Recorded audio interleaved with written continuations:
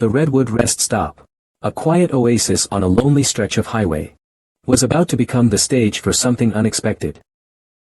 When Jack Thompson, a seasoned Marine veteran, stopped for a cup of coffee, he had no idea that he was about to face an entirely different kind of battle as he observed a young black girl and an older white man sitting together. Jack's finely tuned instincts immediately signaled that something was terribly wrong. But in a world where appearances can be deceiving, how could Jack be sure and what hidden danger might be lurking beneath the surface of this seemingly ordinary scene? Let's dive into this story. Before we begin, don't forget to comment where you're watching from. And if you enjoy this thrilling tale, make sure to subscribe so you don't miss future stories. Jack Thompson, a former Marine, had spent much of his life facing high-stress situations, where every decision had to be based on survival instincts. But today, he was simply a tired driver on a long trip, looking for a place to rest and recharge. The Redwood Highway stretched endlessly under the late afternoon sun, and Jack decided to pull over at a quiet roadside rest stop. It was a small, remote area with a few scattered cars parked in the lot. Nothing remarkable, just another pit stop, like hundreds he had passed before. As Jack stepped out of his car, he took a deep breath, savoring the fresh air of the late afternoon. The sun was setting behind the distant mountains, casting orange and red streaks across the sky. This piece contrasted sharply with Jack's memories of his days in the military, when he constantly faced tense and dangerous situations. But today everything felt calm and serene. He walked into the small diner, where the warm and pleasant atmosphere immediately enveloped him. The room was small and simple, with a few tables, plastic chairs, and old landscape paintings hanging on the walls. Soft music played from an old radio on the counter, blending with the clinking of cups and utensils from the scattered customers. An elderly couple sat in the corner chatting quietly. A few truck drivers were drinking coffee and talking to each other. Everything seemed perfectly normal and peaceful, an ordinary moment of daily life. Jack only intended to stop quickly, have a cup of coffee and continue driving. But as he approached the counter, a scene in the corner of the diner made him pause. There near the window was a middle-aged white man, likely in his 50s, with salt and pepper hair, and a perfectly tailored navy blue suit. He sat calmly, holding a newspaper that he didn't seem to be reading. Across from him sat a young black girl, around 8 years old, wearing a light blue dress. The dress stood out in the otherwise muted setting of the diner. She sat quietly, her large eyes filled with worry, while her small hands fidgeted with the hem of her dress as if trying to comfort herself. The strange contrast between the two immediately made Jack uncomfortable. The man looked neat and sophisticated, with a confident and composed demeanor. But the way his eyes glanced over the girl, even briefly, carried a subtle but unsettling control. As if he was deliberately keeping her in sight, without making it obvious. The girl, on the other hand, sat there silently and nervously.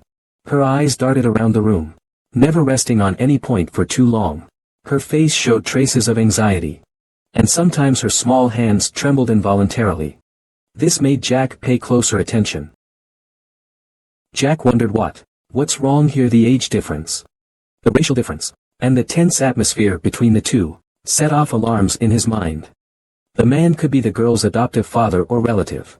But there could also be something darker going on, that only Jack could sense. As a former Marine honed through years of service, Jack's instincts wouldn't allow him to ignore unusual details like this. He stepped toward the counter and ordered a hot, black coffee, but he couldn't take his eyes off the scene. In the corner the girl sat there, her small hands still twisting together, her large eyes now filled with a vague fear that Jack couldn't shake off. Questions started forming in his mind. Is the girl okay? Who is the man? Why does she look so anxious? Receiving his coffee from the server, Jack stood near the counter, sipping slowly but keeping a safe distance, to observe without drawing attention. The uneasy feeling inside him grew, as he continued to watch the girl, and the man across from her. Was this just a normal situation, for a family on a road trip, or was something more serious happening beneath the surface? In Jack's mind various possibilities started swirling. But his well-trained instincts warned him to be cautious. The silence and tension surrounding the girl made it impossible for Jack to ignore. He knew that sometimes seemingly ordinary situations could hide dangerous threats. And right now, all of Jack's senses were focused on observing every tiny detail, trying to decide what his next move should be. Jack continued sipping his hot coffee, but his attention never left the man and the girl.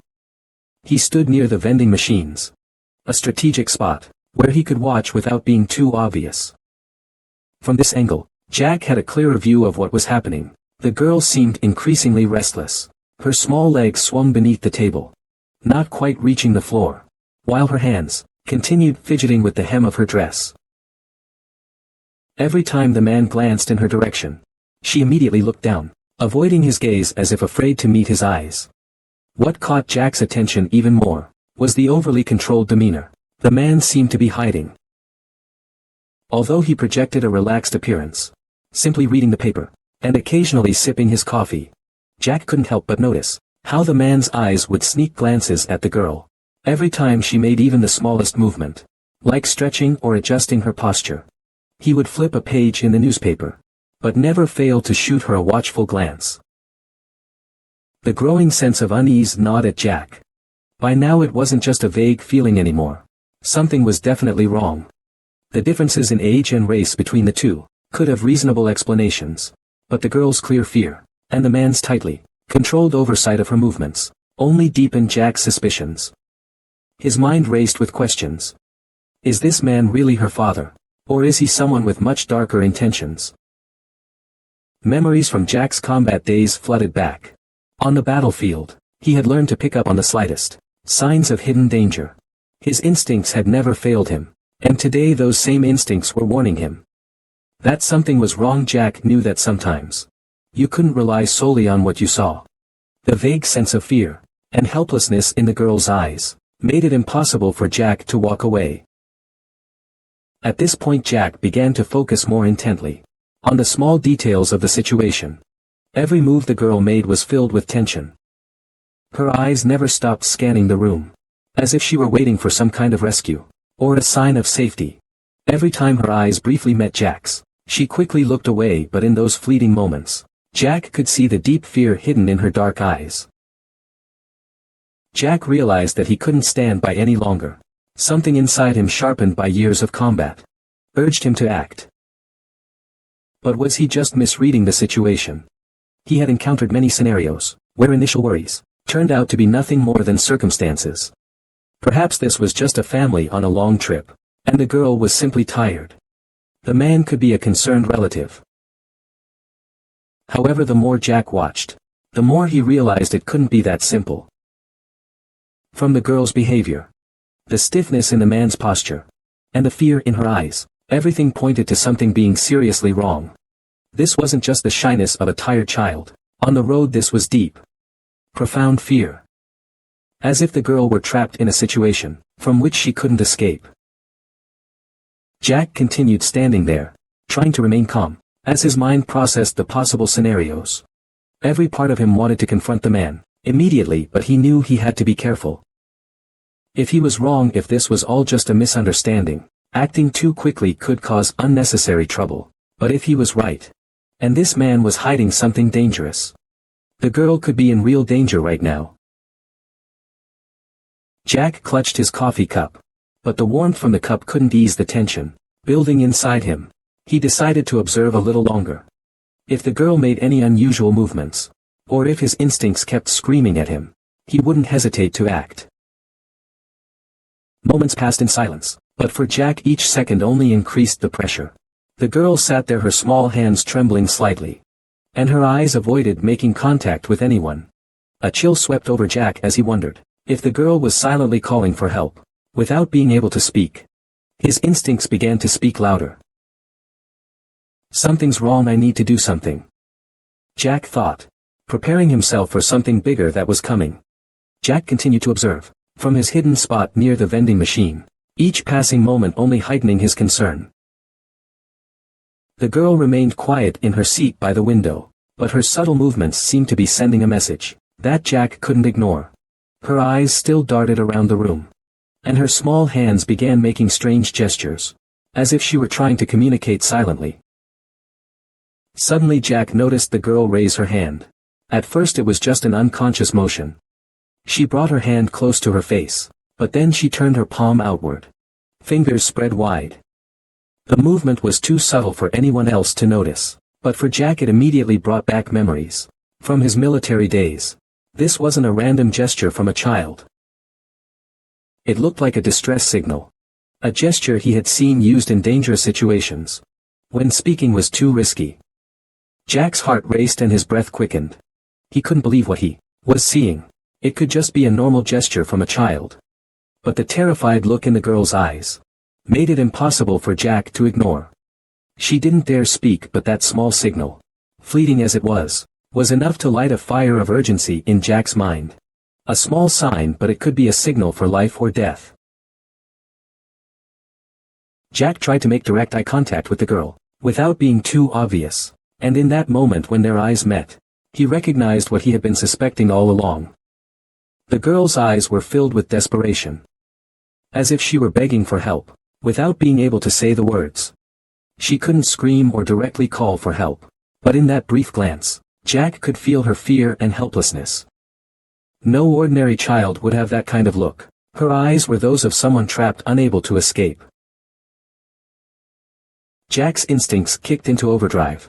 Every skill he had learned in the military, every time he had trusted his gut on the battlefield, all of it surged back. He knew he couldn't wait any longer. This was no longer a baseless suspicion. This was a silent cry for help.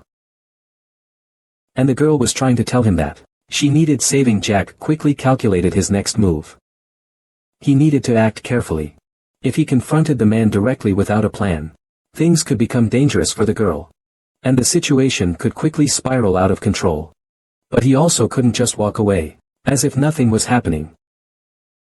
Time was running out, and Jack knew that if he didn't act, the girl could be in real danger.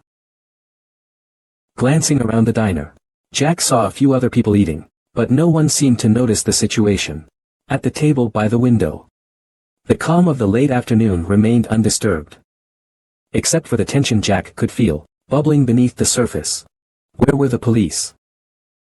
He silently wished he had already called them, but it wasn't too late at that moment. The girl raised her hand again. Her gaze met Jack's once more, and this time he was sure it was a signal for help. Her hand trembled slightly, her palm open with her fingers spread wide. An all too familiar gesture for Jack, someone who had witnessed countless emergencies in his lifetime. There was no time for hesitation. Jack knew what he had to do. He couldn't risk the girl's life. Quietly he pulled his phone from his pocket, and walked toward the door, keeping his eyes on the girl and the man. His fingers quickly dialed 911. When the operator answered, Jack spoke in a low, urgent voice, trying not to draw attention. "Hello, I need to report an emergency," he said, keeping his voice calm but firm. "I'm at a rest stop on the Redwood Highway in a diner. I think I'm witnessing a kidnapping. There's a black girl about 8 years old, in a light blue dress, sitting with a middle-aged white man. She's signaling for help." Jack gave the operator all the necessary details, emphasizing the girl's distress signals, and the man's tense demeanor. "I'm a former Marine," Jack added, hoping this would lend credibility to his report. "I believe the girl is in danger, and I can't wait any longer." The operator reassured Jack that the police were being dispatched immediately. "Stay calm and don't take any rash actions. They said the police will be there in a few minutes." Jack felt some of the tension in his chest ease, as he knew help was on the way. But he also understood that a few minutes could feel like a lifetime for the girl, and he needed to stay calm and hold his ground. He turned back toward the inside of the diner, his eyes still locked on the girl and the man. Jack knew he had set in motion a chain of events that couldn't be undone, and now, he had to be ready for whatever might happen next. Jack lowered his phone after the call ended, but his emotions were still in turmoil.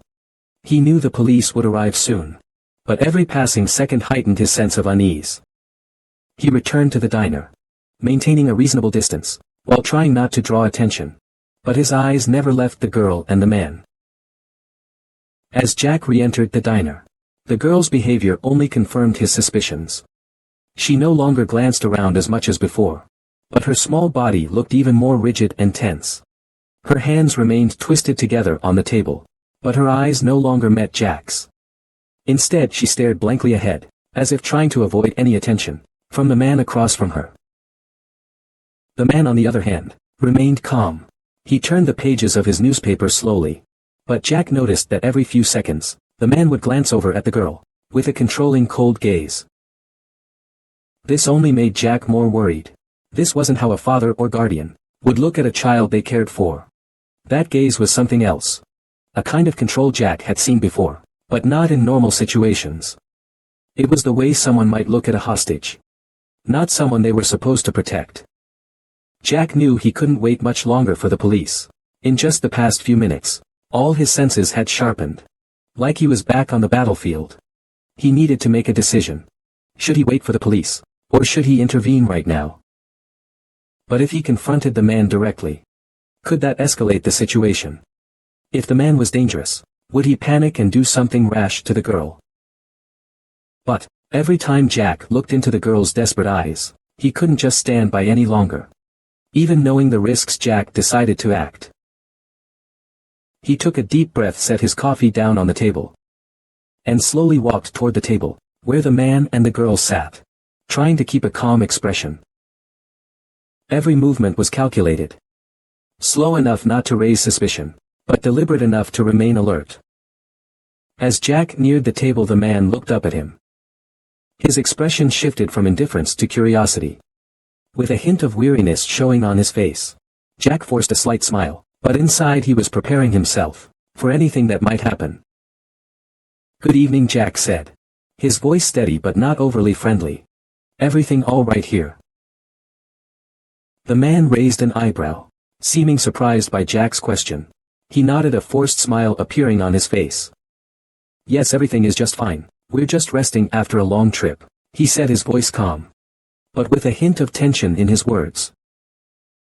Jack didn't reply immediately.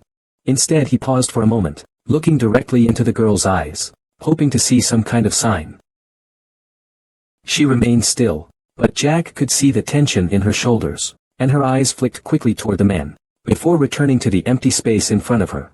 From a distance, she seemed to be trying not to do anything that would attract the man's attention.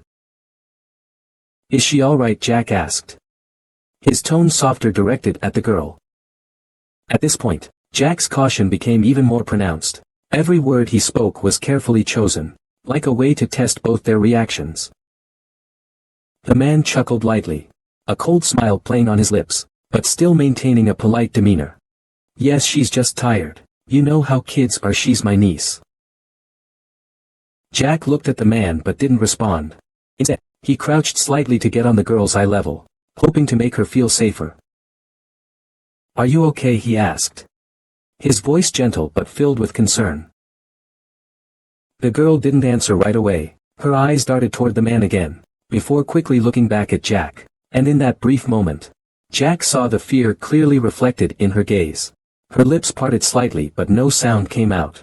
She just gave a small, stiff nod as if she were being forced. Jack's heart tightened. Everything he had observed, the tension in the girl's posture, the coldness in the man's expression, and that unnatural nod, confirmed that something was seriously wrong. But Jack knew that if he pushed too hard, the man might become more defensive, and that could put the girl in danger. He decided not to press further and instead stood up, moving back toward the counter, as if he was simply checking in. As Jack turned to walk away, the man called after him, his voice unnaturally cheerful. "Thanks for checking in. Have a good evening."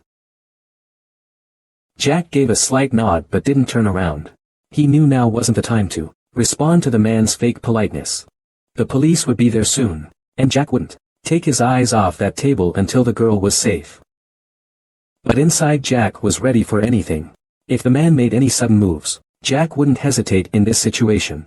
The girl's safety was his top priority. As Jack moved back toward the counter, the weight of the situation pressed down on him. The conversation he had just had with the man hadn't eased any of his suspicions. If anything, it had made things even clearer. The man's cold, controlled demeanor, the girl's silent fear, and the stiff interactions between them, all pointed to the fact that this wasn't a normal situation. But what worried Jack the most was the girl's behavior. She was completely restrained, unable to express herself freely. And the quick glance she had given the man, before nodding, only made Jack more certain. Standing near the counter, Jack looked outside, scanning the area around the diner. The parking lot was still mostly empty, with only a few large trucks and personal vehicles scattered about. The evening light had faded, giving way to a dim twilight, but that did nothing to calm the tension bubbling inside him. The police had been called, and he knew they were on their way. But each minute dragged on like an hour, and Jack felt like he couldn't just stand there waiting. Jack quickly ran through possible scenarios in his mind. He couldn't do anything too risky before the police arrived, because any sudden action might provoke the man into reacting negatively, especially if the girl could get hurt. However, if the man realized he was being watched or suspected, he might try to leave immediately. And that could be the most dangerous moment. Jack understood that he needed to stop the man from leaving, if there were any signs that he was about to make a move. While these thoughts spun through his head, Jack noticed the girl making another small gesture. This time she raised her hand to brush her hair. But Jack saw that this wasn't just a casual gesture. Her palm was still open, her fingers spread in a specific way, as if she were repeating the distress signal she had used earlier. This couldn't be a coincidence. Jack immediately reached for his phone, inside his jacket pocket, glancing around to ensure no one was paying attention. He called 911 again, his voice more urgent, this time filled with determination. "Hello, I'm the person who called earlier about a suspicious situation at the Redwood Highway rest stop," Jack said, trying to keep his voice steady but firm. "I'm still here, and I'm sure the girl is signaling for help. I need police to arrive as soon as possible. This man could be dangerous." The dispatcher responded professionally, reassuring Jack that officers were on their way and would arrive within minutes. "Please remain calm and observe the situation. Do not confront the man unless necessary," the dispatcher instructed. "We've contacted the nearest patrol unit. They should be there in about 5 minutes." Jack knew those 5 minutes would feel like an eternity, but knowing the police were on their way brought him some relief. The most important thing now was to avoid tipping off the man that he was under close watch. Jack glanced back toward the table, where the girl and the man were sitting. The man still appeared calm, seemingly unaware that he was being monitored. But Jack knew that any sudden movement could change the situation dramatically. He decided to maintain a safe distance, returning to the vending machines, to give the impression that he was just another customer, not someone watching an unfolding emergency. But his eyes never left the table, and he kept observing every movement of the girl and the man. The tension inside Jack didn't let up.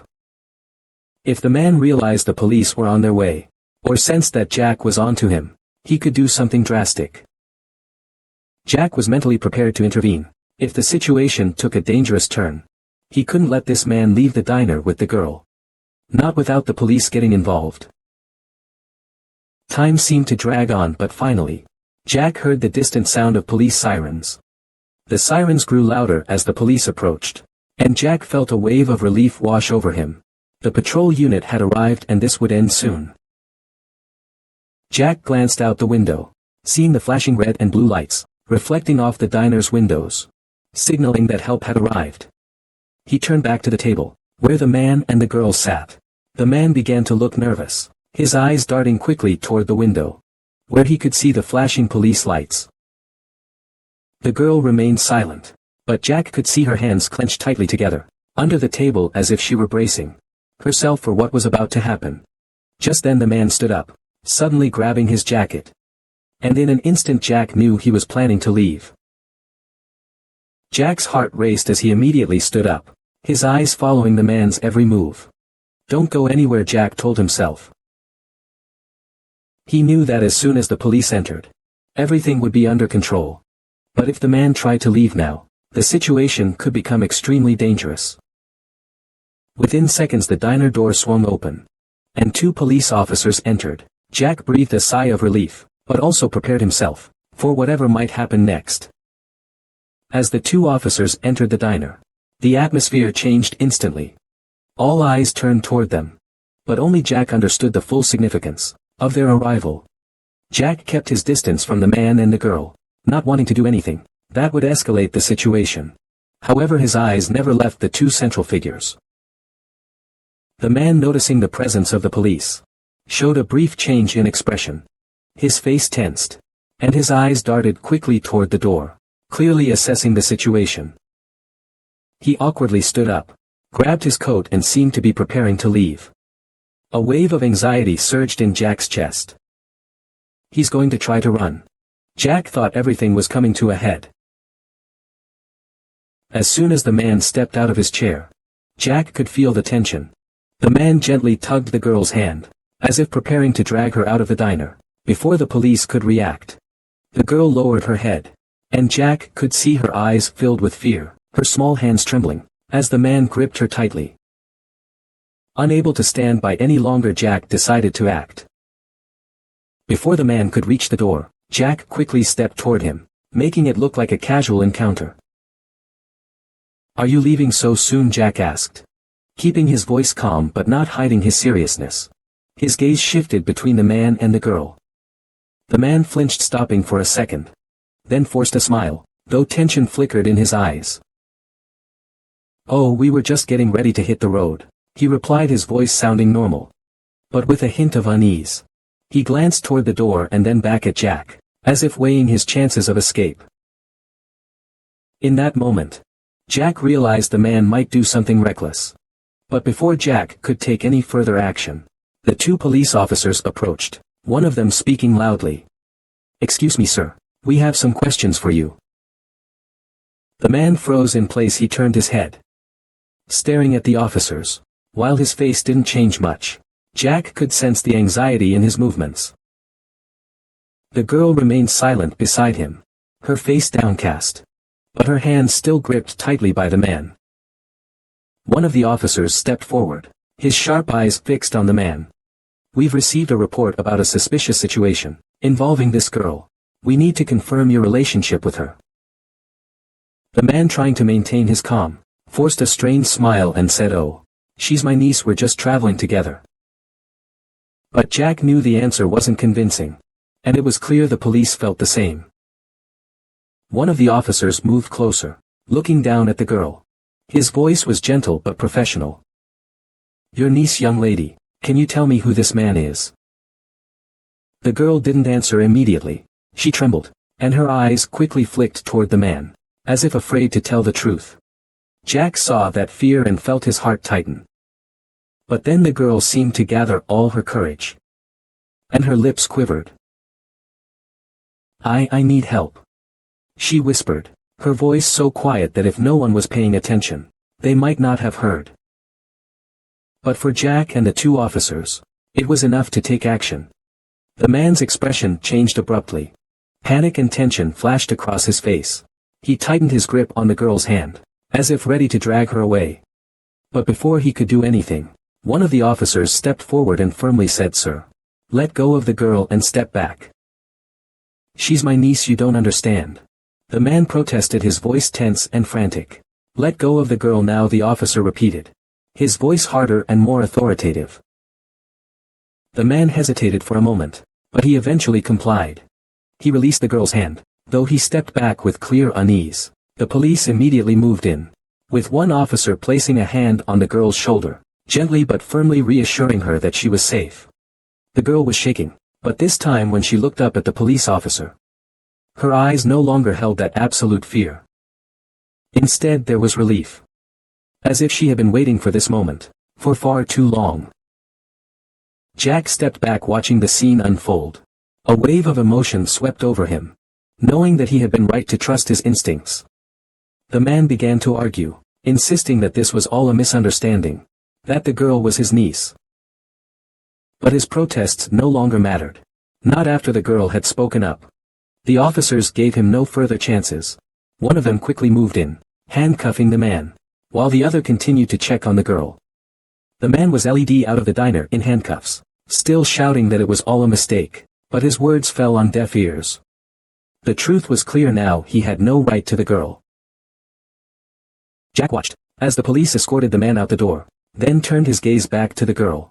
She was still trembling, but now safe under the protection of the officers.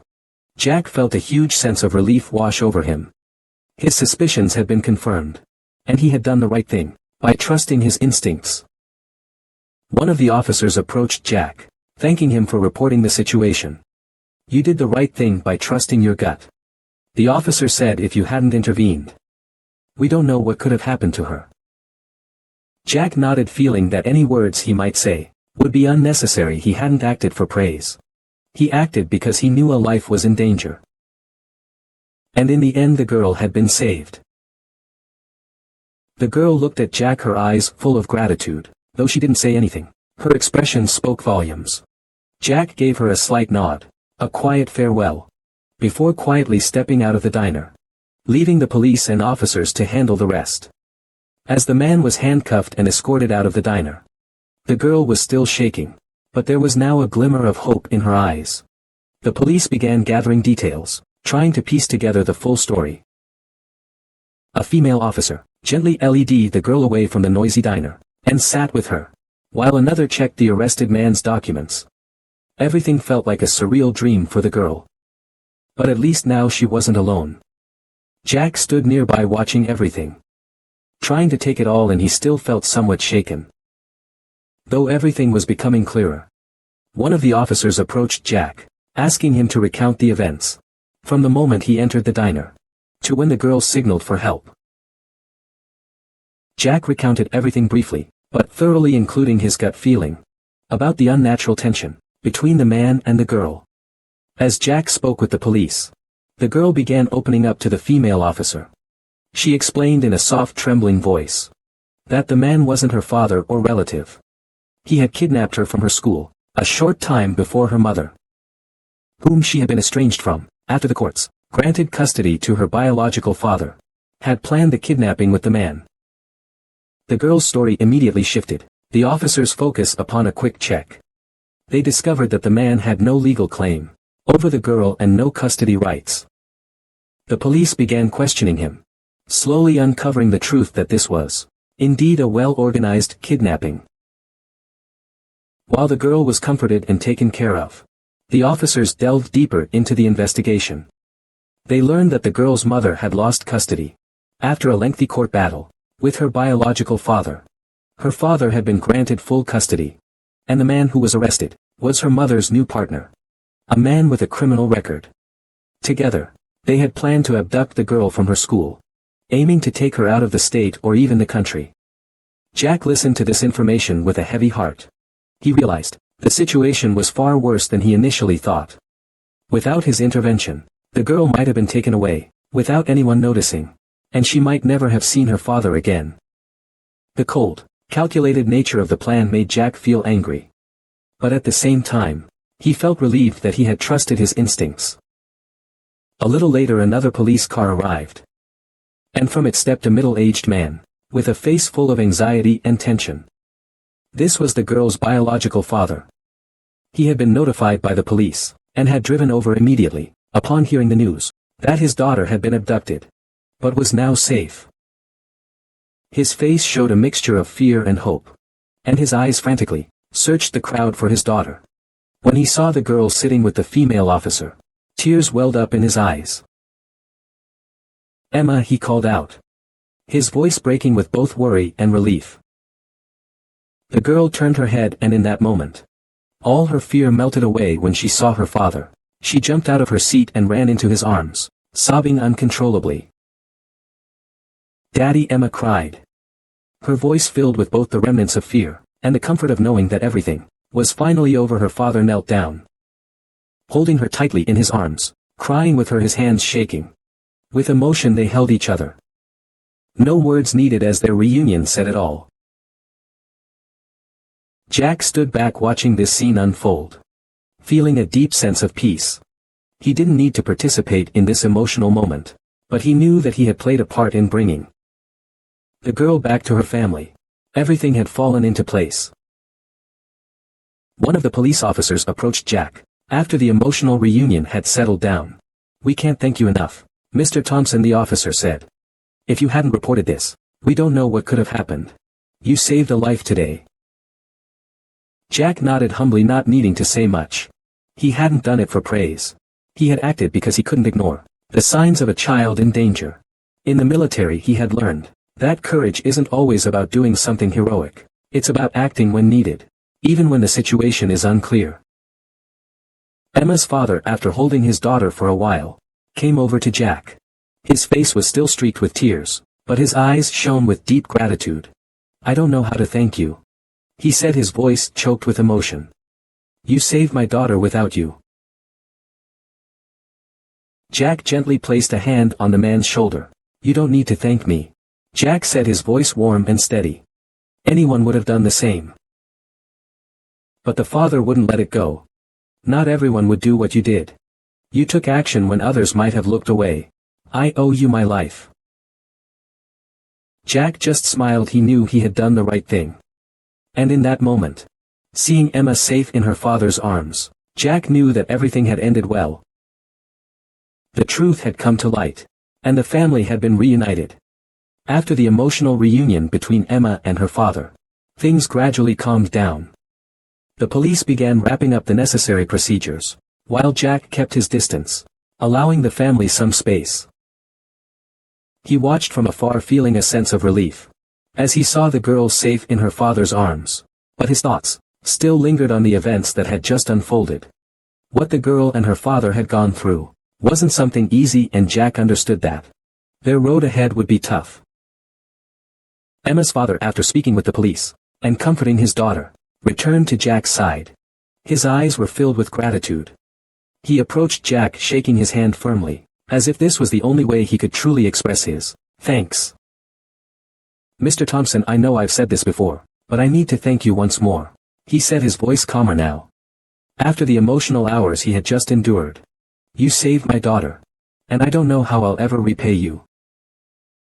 Jack simply shook his head gently, refusing the praise. "You don't need to repay me," he said, his voice low but sincere. "I just did what I thought I had to do. Anyone would have done the same if they saw something wrong." Emma's father smiled, but there was a resolute look in his eyes. "Not everyone would have done that, Jack," he said, his voice firm. "You chose to intervene, while many others might have walked away. You trusted your gut, and that saved my daughter." Jack felt a bit awkward at the compliment, but before he could respond, Emma's father continued. "I want to invite you to our house this weekend. We're having a small gathering, and I would love for you to come after what you've done. You're part of our family." Jack was a bit taken aback by the invitation, but the man's sincerity left him with no reason to decline. "All right, if it means that much to you and your family, I'll be there," Jack replied, smiling softly. Emma's father's eyes lit up. "That's wonderful. I look forward to seeing you again, in a much happier setting." Jack nodded, feeling a deep sense of satisfaction. Knowing he had helped bring safety and peace to this family, the two men shook hands once more, before Emma's father returned to his daughter. Jack stood back, watching Emma hold tightly to her father, looking happier by the moment. While Jack knew that Emma still had a long road of healing ahead of her, at least she was safe now. And that was all that mattered. As Jack prepared to leave the scene, a female police officer approached him, asking if he could come down to the station to give an official statement. Jack understood that this was necessary, and was ready to do everything he could to ensure the kidnapper was properly prosecuted. After finishing the remaining procedures, Jack drove home, though his mind still lingered on the image of Emma and her father. The events of the day reminded him of his responsibility, not just as a former soldier, but as a person willing to act when needed. A few days later, as promised, Jack went to Emma's family's house for the gathering. When he stepped into the backyard, where the party was taking place, he was greeted by Emma's father's smile and a warm, welcoming atmosphere filled with family love. The setting was entirely different from the tense moments at the highway rest stop, just days before. Laughter and cheerful conversations blended with the smell of the barbecue, creating a relaxing mood. Emma's father came over to greet Jack, his smile wide. "You made it. It's so great to have you here. Come join us." Jack smiled, shaking the man's hand. "Thank you for inviting me." Not long after, Emma appeared holding a small ball. When she saw Jack, her face lit up. "Uncle Jack." Emma ran toward him with a bright smile. It warmed Jack's heart to see her so happy. She had overcome her fear, and was slowly returning to the joyful child she was meant to be. "Hello, Emma." Jack crouched down, smiling at her. "You seem a lot happier now, don't you?" Emma nodded, her eyes sparkling with joy. "I'm so happy, thank you." Seeing the dramatic change in the girl, Jack felt his heart swell with happiness. He knew Emma still had a long journey ahead to heal from her trauma, but at least, surrounded by her father's love and support, she would be okay. The party continued in a friendly and joyful atmosphere. Jack gradually felt less like an outsider, and more like part of the family. The laughter, the warmth of family bonds, and the relief of knowing everything had ended well, created a feeling that Jack wouldn't forget. Toward the end of the party, as the sun began to set behind the hills, Emma's father approached Jack with a drink in his hand. "You know, Jack, that day at the rest stop, you didn't just save my daughter. You changed our lives. Emma and I will be forever grateful to you." Jack simply smiled, taking a sip from his drink and glancing at Emma, who was happily playing with the other children. "I didn't do it for gratitude. I just did what I thought was right." Emma's father nodded, his eyes shining with joy and gratitude. But sometimes doing the right thing isn't easy, and not everyone has the courage to do it. Jack didn't say anything else, simply watching the children play. He understood that there are moments in life that don't require a lot of explanation or praise. What matters most is the action. And sometimes, the smallest actions can change someone's life. The party ended as the sun disappeared behind the horizon, and Jack prepared to leave. He waved goodbye to Emma and her father, knowing he had forged a deeper connection than just saving a life. That trip hadn't been just about saving a child, it was about creating a bond between strangers, thanks to courage and trust in what was right. As he drove home, Jack felt a lightness in his heart and a sense of peace. One small action, one right decision, had made a huge difference in a family's life. And in moments like that, Jack knew that sometimes courage isn't about a battlefield. It's simply choosing to act when it's needed most. When Jack left Emma's house and drove home, the street lights began to flicker on along the empty road in his mind. The memories of recent events remained vivid. Even as a former Marine who had faced countless intense situations, Emma's story gave Jack a completely new perspective on courage. Sometimes the battles don't happen far away. They happen at home, where small actions can make a big difference in someone's life.